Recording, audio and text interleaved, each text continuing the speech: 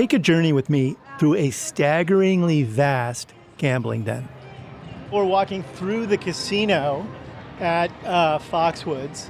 We are surrounded by oceans of slot machines as we make our way around. You can hear a lot of the bells and whistles coming off the various slot machines. And it is almost all slot machines that we see here because slots are where the money is. I personally like playing poker, and I find slot machines to be really tedious, and I never can find the cigarette to hang out of my mouth at exactly the right angle. So I feel like I'm missing out on the full experience. I made it through acres of slots to find myself in a handsomely appointed gambling lounge that's also decidedly old school. And so here we are. There are gigantic television screens on the wall above the bar. There's football matches playing. There's a horse race. There's 3 dudes at the bar pounding some beers. But the guy I'm looking for now is the most senior member of a Native American tribe that runs this cash cow. This is a nice sports book. It's an amazing sports book. The intention here was to make it a destination, and I think we achieved that. Gamblers are placing bets in person, much like people used to ask bank tellers for cash. If you now rarely step foot into a bank branch, you understand the comparison I'm making. Betting at a casino may be going the same way as banking with a teller. The kids do everything online. And digital gambling may wreak havoc on traditional wagering venues. But Rodney Butler, my tour guide today at one of the biggest casinos in the world, says I'm thinking too apocalyptically. We all thought the internet was going to take out everything brick and mortar too, and there is a symbiotic relationship. They can coexist, and human nature is you still need some level of interaction. Thank God, we still need some level of interaction with other people, and you still need to see and touch and feel things. Rodney is the chairman of a storied Native American tribe in the U.S., which also happens to own one of the country's most lucrative gambling venues, Foxwoods Resort Casino. And he's a believer in face-to-face betting. There's just a comfort level with doing transactions in person than doing them online. They're here for the excitement and the entertainment. They're not just, the pure sports betting gambler. Welcome to Crash Course, a podcast about business, political, and social disruption, and what we can learn from it. I'm Tim O'Brien. It's time for the 3rd episode in our series about the past, present, and future of the multi-billion-dollar sports betting boom and its impact on games, fans, and society. Over the last 2 episodes, I've looked at the rise of digital sports gambling and some of the problems that travel with it, like match fixing. One thing often overlooked in this conversation, the threat the digital boom poses to Native American tribes, who now control nearly half of all casino gambling in the U.S. Rodney Butler and his tribe, the Mashantucket Pequots, have overcome a daunting history: genocide, expropriation, financial crises, and public health threats, to find themselves now contending with digital upheaval. Can they survive this latest threat? That's the focus of today's Crash Course: tribal casinos versus digital sports gambling. A look at the intersection of history, business, and disruption, courtesy of the Pequot tribe and Foxwoods.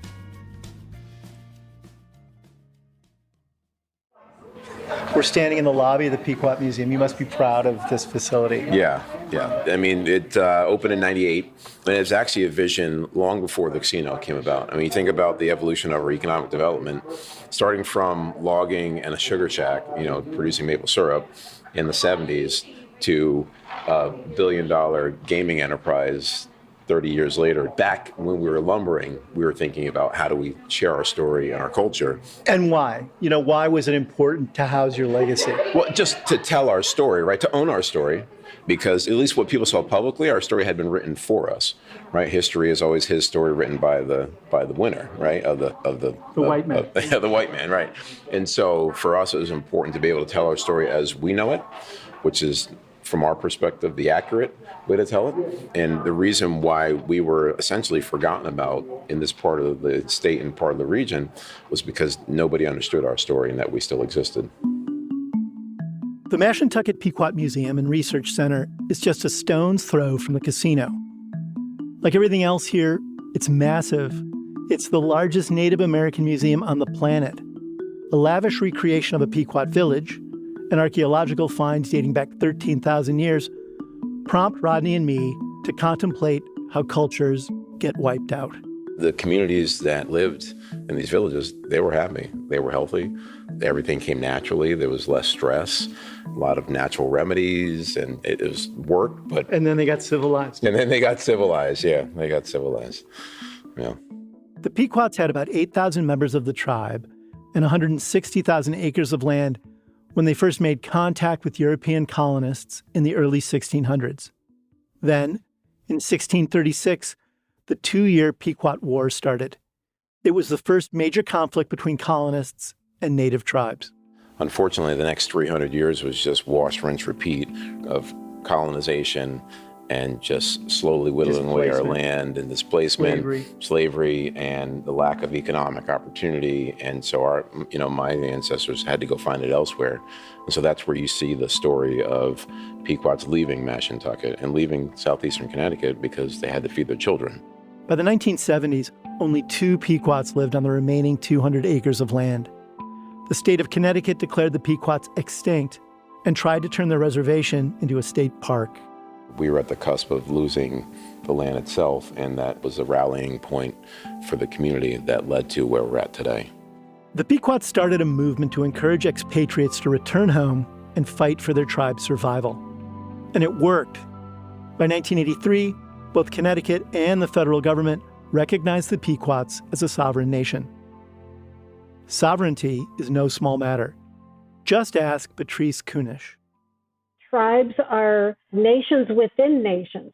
Patrice is the director of a consulting firm that works with Native American communities and advocacy groups across the country, and she works with the Native American Rights Fund.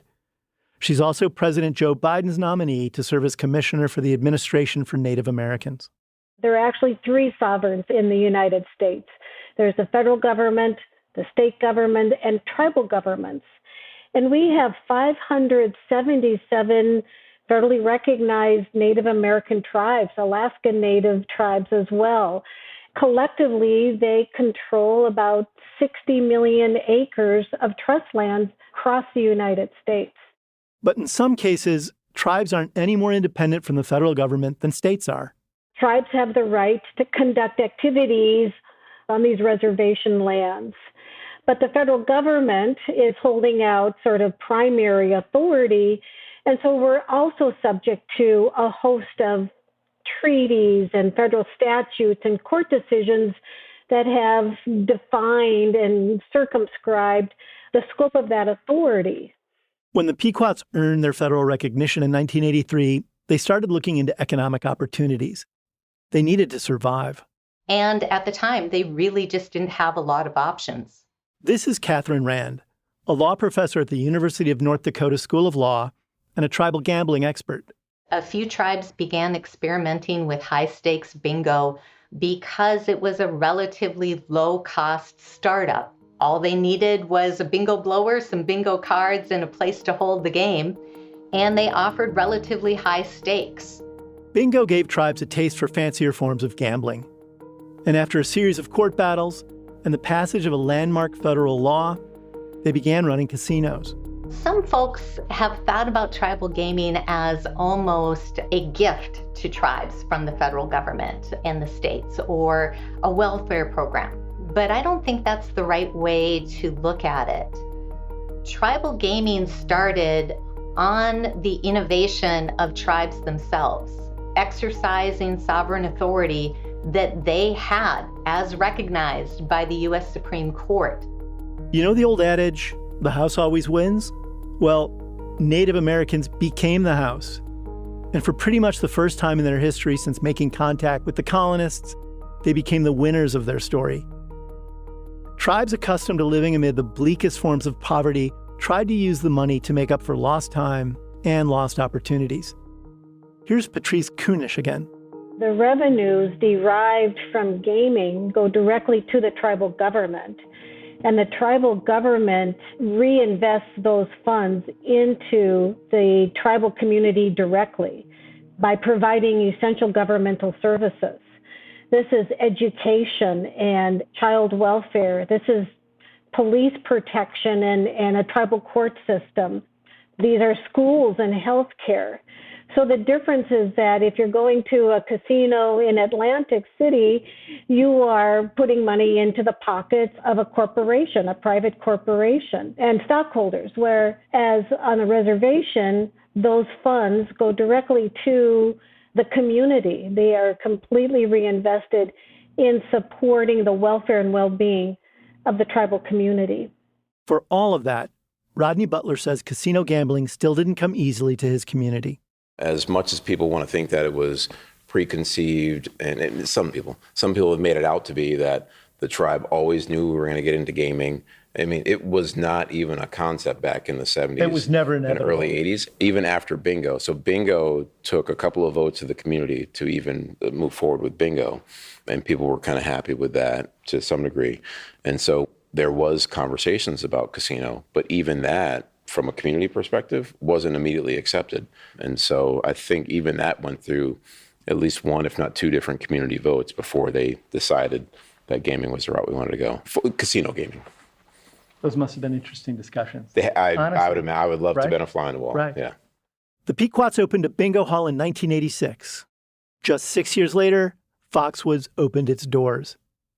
That resort would grow to 9 million square feet in the coming years. In other words, the equivalent of more than 150 football fields. For a time, it featured the world's largest casino. Note that I didn't say the largest tribal casino. It was the largest casino, period. There's always ways to improve. What other 9 million square foot facilities exist in the world? Yeah, that's a good point.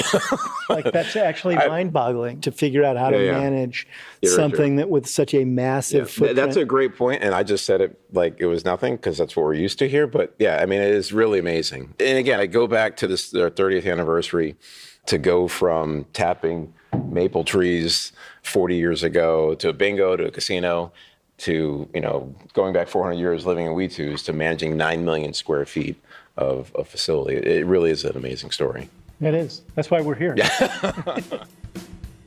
After the break, we're going to dive into the more recent history of the Pequot tribe and the current state of their business at Foxwoods.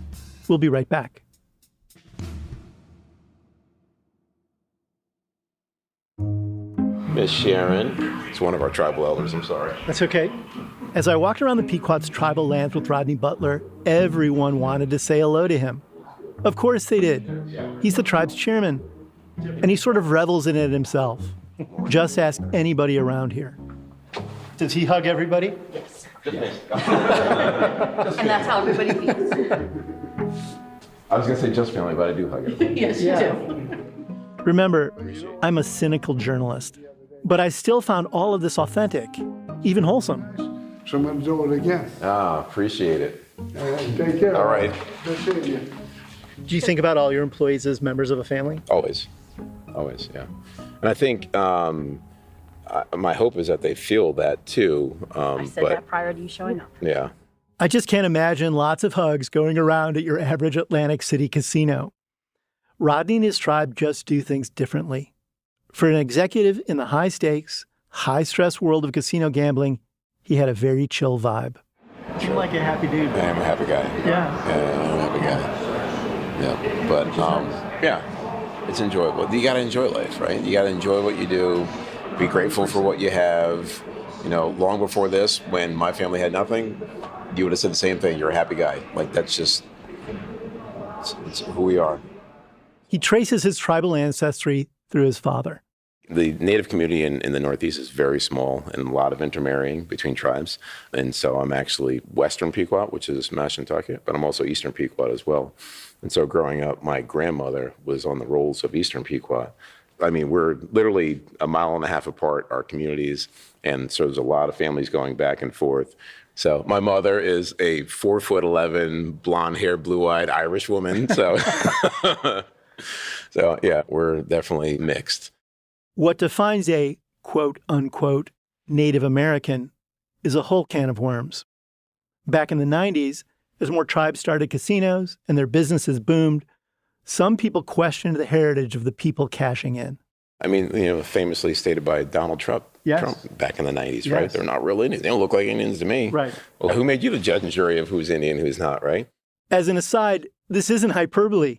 Donald Trump was a casino opportunist in the 90s, and he didn't think it was fair that tribal casinos might cut into his business. Here's an excerpt of his testimony to Congress in 1993. They don't look like Indians to me, and they don't look like Indians to Indians, and a lot of people are laughing at it, and you're telling how tough it is, how rough it is to get approved. Well, you go up to Connecticut, and you look. Now, they don't look like Indians to me, sir.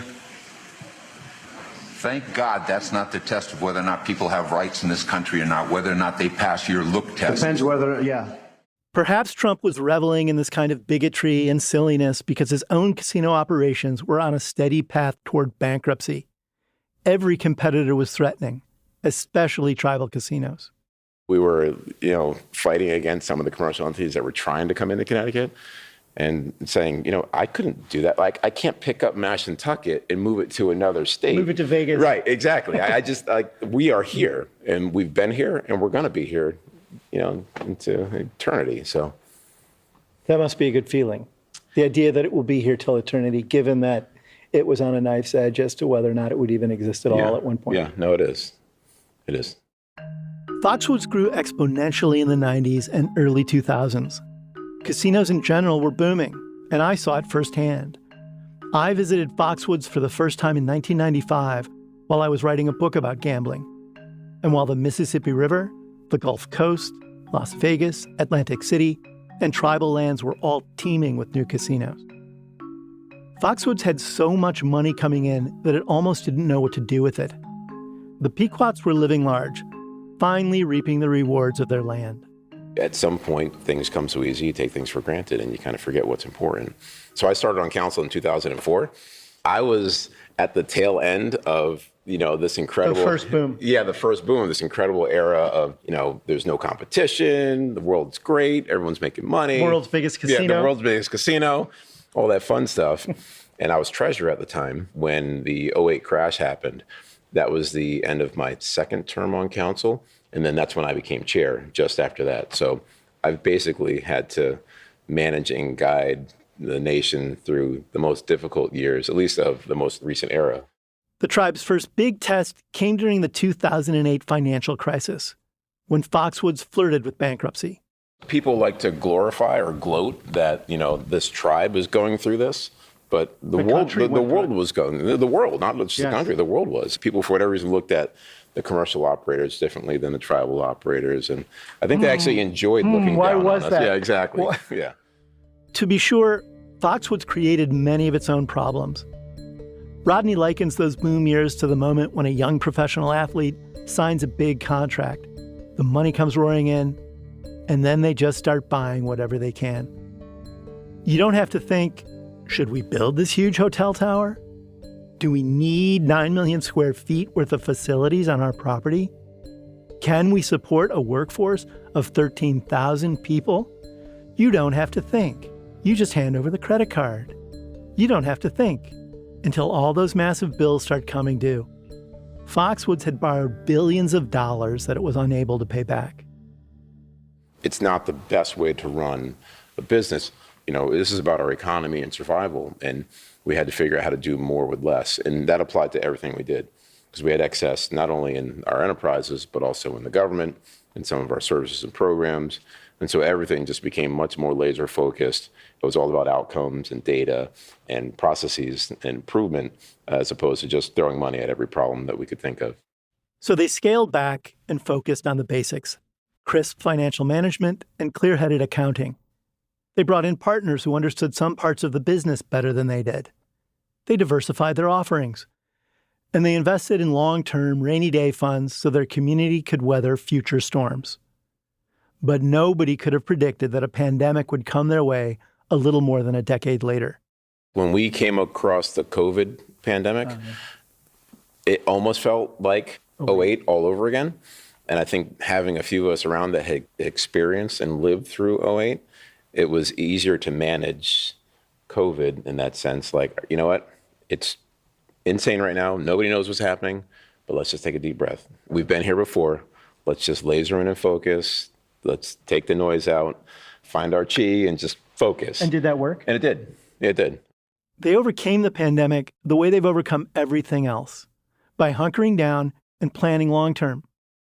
Hotel guests, diners, and gamblers eventually started coming back.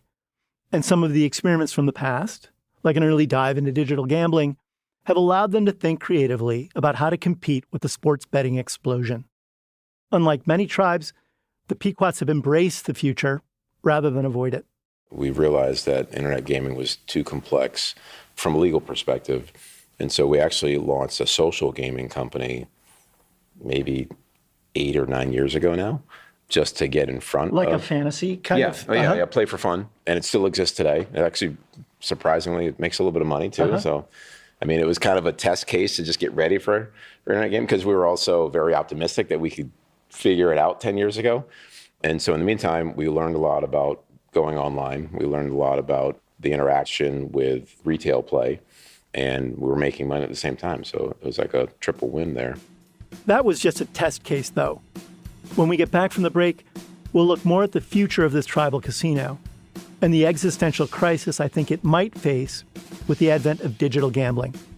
We'll be right back.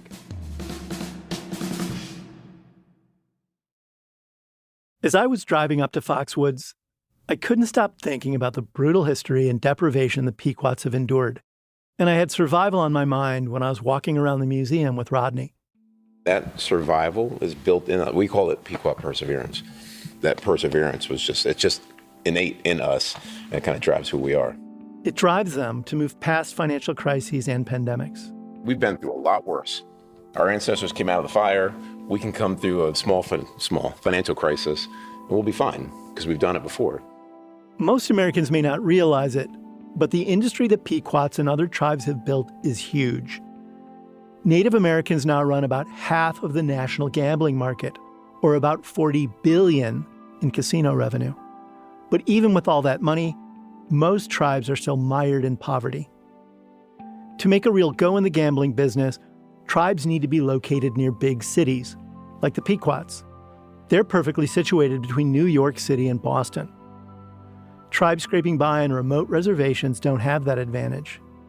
And tribes near big cities can still find themselves competing with one another. There's just 2 federally recognized tribes in Connecticut. There are 100 in California. And so what works for one tribe is not going to work for every tribe. And what works for every tribe is not going to work for that one tribe that wants to do it different. And there's so many environmental nuances that make what we do here functional, but it might not be functional in Florida. And the structure here certainly doesn't work in California or in Arizona with 17 tribes. All that competition means that being early and being innovative are musts. When the gold rush happened in California, the ones that were there first made a lot of money, and then everybody else flooded the market, and then we're all making a smaller slice of that same pie, right? Same thing with gaming. So you have to think beyond gaming, or innovation in gaming, but then beyond gaming. And so for us, it's important for us to diversify our economy, obviously outside of brick and mortar, to go online sports betting. But we have other economic ventures that we've been pursuing to try to flatten out that curve of the gaming industry. Tell me about some of those. Let's back up for a moment. After spending the morning with Rodney at the museum, I asked if we could relocate to the casino and talk more about the business. Rodney suggested Foxwoods' new sportsbook. That's where I took you, my dear audience, at the start of this episode. The lounge and bar, where TV screens were blaring with the voices of sports announcers, and a smattering of gamblers were laying down bets. The sportsbook is a partnership between Foxwoods and DraftKings, one of the biggest sports betting companies in the U.S. Rodney says the founders of DraftKings went to school in New England, and they even used to play poker at Foxwoods. And so I think that familiarity with the property, they understood our brand. They obviously knew a lot about us as a tribe. It made the conversation that much easier to talk about what we could do together, because they could see our vision and we could see theirs. Foxwoods has learned the value of partnerships, but this one stands out to me, because I wonder if they're letting the fox into the henhouse. Consider, the Pequots used their legislative and financial muscle to help convince Connecticut to legalize sports betting. And then there's this. It opened its fancy sportsbook in a partnership with DraftKings, allowing digital bets to be made at their brick-and-mortar casino.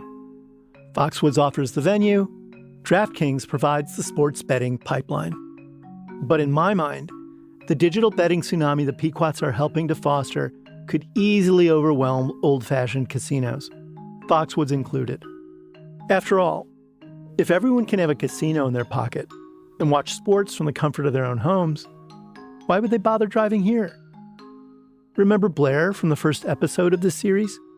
He could make a pretty penny just sitting on his couch. Foxwoods runs a nice sports book, don't get me wrong, but it's not like being at home.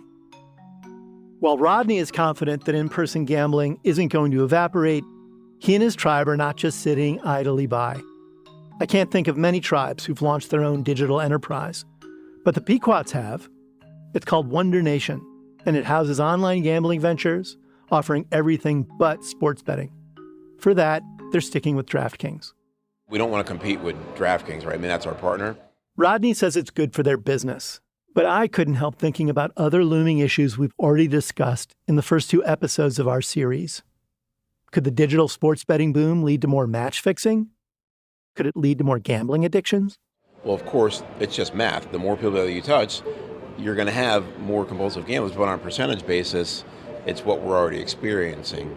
X% of the population have that compulsive gene in them, whether it's gambling, whether it's drinking, whether it's smoking, what have you. It's human nature. It's like we're not going to change biology. It is what it is. We just have to build the best protections that we can to prevent it, but it's still going to happen. It really is going to happen, and probably far more frequently and with more devastating consequences than most Americans realize. I reached out to Keith White for his thoughts on all of this. He's the executive director of the NCPG, the National Council on Problem Gambling, and he's been looking at the personal, social, and economic costs of gambling for a long time. We don't think people have a handle on it, and many communities are not taking the steps they need. So we've layered additional risk on top of a very ill-prepared system. According to various studies, only a small percentage of gamblers, maybe 1% to 2%, have hardcore problems with wagering. But that statistic is based on backward-looking research. The new sports gambling boom is expected to inflate those numbers and affect millions of people. NCPG studies back up that thesis. And Keith says very little is being done to prevent and treat gambling problems. Less than 0.1% of legalized gambling revenue goes toward treating its inevitable fallouts. That's not a lot of dedication to the very real human costs gambling imposes. Rodney says Foxwoods is committing hundreds of thousands of dollars to problem gambling organizations in Connecticut, and it's helping academics with research. Still, Keith says casinos' dedication to treating problem gambling is more the exception than the rule. The general thrust in the gambling industry to date has been we pay taxes, and so state government is responsible for people with gambling problems. You know, we're a company, we're going to do what we do. There has been a renaissance in responsible gambling. More and more companies are engaging in more and more projects. And I think there's a lot of positive steps that companies have taken, but it's uneven. This is a particularly sensitive topic in tribal communities. A recent study found that Native Americans experience problem gambling at more than double the rate of adults in the U.S. About 2.3% of Native Americans compared to about 1% of overall adults. They also have the highest rates of alcohol and substance abuse disorders. But there's nothing inherently native about these struggles. Experts say that historical trauma, poverty, low levels of education, and high levels of unemployment all contribute to these high rates of compulsive tendencies in the Native American community. What can be done about it is not as clear. Here's Keith again. We believe that tribes who are historically under-resourced in all health areas are under-resourced also in prevention and treatment of gambling problems. We know that there's not a lot of culturally specific research to show what might be done better to reach folks on the reservation or to reach tribal individuals. And that's a paradigm of good public health, is that you have to be culturally specific. So we think already most tribes, most reservations are at a deficit. Rodney says that addressing addiction is a priority for the Pequots and their lucrative gambling operation. For the first time in Foxwoods history, the casino's CEO is a Pequot. 2/3 of the company's senior leadership is also made up of tribal members. So addiction is an issue that hits close to home. It's real. We have to face it, but it's a percentage of the population, and the majority of folks that are doing any of these things are really for enjoyment and entertainment. And Rodney remains confident that his tribe is well positioned to either absorb or fend off online competition and protect the $3.5 billion investment it has made over the years in Connecticut. The way that we've structured digital in Connecticut was thoughtful in anticipation of some level of cannibalization. And so we feel like we've kind of balanced it in a way that symbiotic, that it works together. Like, we're now touching players in the state that we've never touched, or we have like once a year, once every 5 years coming through the property. And so we've looked at it as a way to extend our footprint, because nobody knows what the future of digital is. We know where we're at now. I mean, the way the market valuations are depressed, what if we picked up a large online gaming company next month? We double our revenues and we do it in a year. But I mean, it's not in our plan, although it could be. You never know. I think the story of tribal casinos colliding with digital gambling may have more dire consequences than even someone as thoughtful and talented as Rodney suspects. And even he is a realist about how much gambling can actually do to solve broader problems that most Native Americans still face. We will never take it for granted that we are incredibly blessed at Pequot, being right place, right time, right location. And there are many, many tribes that, like, sheer survival is what they wake up to every single day. And so they're not at that point which they can think about, how do we diversify? They don't have the resources. They're still dealing with the generational trauma that we all have at large, but more so frontline for them. And that was one of the challenges that Indian country faced with the success of someone like us or Seminole or some of the California tribes. The country at large will paint a broad brush and say, well, every tribe, they all have casinos, they're all great, they're all successful. That's not the reality. Amid that broader struggle, Rodney is still proud that the Pequots can take a hard-won victory lap. Many tribes are struggling, but the Pequots definitely aren't. They've been smart about diversification, and they're watching the digital gambling revolution closely. Instead of closing the door to digital, they've actively embraced it. They're excited about it. They have a plan, and they want everyone to give credit where credit is due. We know what we're doing. We've been doing it for decades now, and in many instances, we do it better than many of the commercial operators, certainly on par with the commercial operators.